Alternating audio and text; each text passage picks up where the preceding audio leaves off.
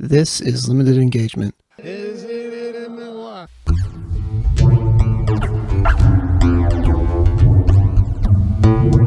But I started writing then, and it was the same sort of stuff as in high school, but less plagiarization and more like me writing my own things. And I started writing like flash fiction on the back of postcards and mailing them to strangers. I was like, this is what I'm doing. I would find random addresses in the white pages and mail off these flash fictions. And I swear I did that for like multiple years. And that was all I did. Did you include a return address or no? No.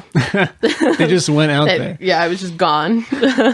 Like temporary art, like those monks that make the pretty things out of sand and then like blow them away. You know what I'm talking about? Yeah. I wouldn't say that it was quite as zen or as noble as that, but I was definitely writing things on the back of postcards and then sending them adrift. Did you keep copies of them somewhere? Once they were gone, they were gone. I mean, like I had original drafts on paper because then I like wrote it onto the postcard, so I knew what was going on the postcard. Gotcha. But I don't think I still have. I might have some of them. I don't think I still do. It was very like ephemeral. And I did that for like multiple years. And then I started taking creative writing classes at the community college, at Phoenix College. And I wrote a bunch of really bad stories for Jennifer Spiegel's class. She was super nice. My stories were bad. They were not good. And I think at some point I had been working at Apple for almost 5 years. At this point, like my early 20s were starting to get more into my mid 20s, and I was like, oh man, I've been working at this Apple store for a while. Like, do I really want, it's retail, right? Like as great as it sounds to get your paychecks from Apple Inc. It's retail. Right. And I was a supervisor of like a bunch of shitty people that didn't want to be there, and like that was my life for a while. And so I was like, you know what, like, okay, so I can either like work in retail the rest of my life, or I can like go back to school and like actually pursue writing. Because I had been an on and off dropout of community college for psychology, nursing, like I just sort of like, you know, I go take 2 classes and think I'm really motivated, then you know, quit the second I had to dissect a frog or something. So I did. I quit my job at Apple. I started going back to the community college full time. I briefly worked at a fancy restaurant, and then I started working at a coffee shop, which I worked at through the rest of my undergrad degree at ASU for creative writing. And my writing got a little bit better. I took really cool classes with Melissa Pritchard and Matt Bell. And then I finished my bachelor's degree having taken, 3 fiction workshops? Yeah. Because most of a bachelor's degree is like English 101 and, you know, all of the stuff you don't care about. Yeah, you don't really start taking workshop classes till the end. Yeah. Yeah.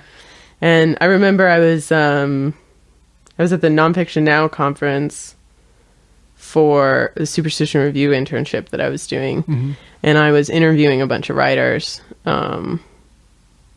They were Maggie Nelson, Andrew Monson, E.J. Levy, Daisy Hernandez, and Sarah Einstein, all in one weekend. Wow. Just like multiple interviews. It was very frustrating and like long and exhausting. And I went out to dinner with Trish, and Tara Eisen came along. Oh, yeah. But I didn't know her. I knew she taught creative writing at ASU, and I knew she wrote Don't Tell Mom the Babysitter's Dead. Yeah. But I didn't like know her, right? And we sat there and we ate pizza, and I had been questioning whether or not to get an MFA because everyone goes, MFAs, it's dying, it's worthless, you're not going to get a job, you're just going to spend a bunch of money and be no better off than you were before. But I was like, you know, I only got to take like a couple workshops. My writing only got to this point. I'm just now feeling like I'm starting to produce things that I think are sort of interesting, and it's done. And now I'm just like in a vacuum. And Tara was like, if you want an MFA, you should get an MFA. Go to a funded program. You don't have to pay for it. Just get, consider it 3 dedicated years of writing. Yeah. And so I did. And I got in. I've been doing that ever since. I think my writing's gotten a little better. I don't really know.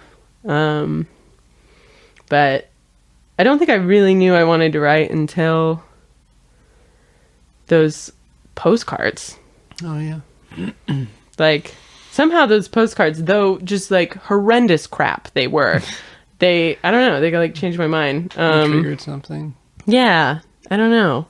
It felt interesting, and especially like as I continue to pursue this idea of like, does literature have to be a thing in a book? Mm-hmm. Does it, like, what media can it interact with? Right. Like, maybe my first inclinations with these postcards were this idea that like you can write literature and it not just be like a story in a book. Mm-hmm. So yeah, that's the long version.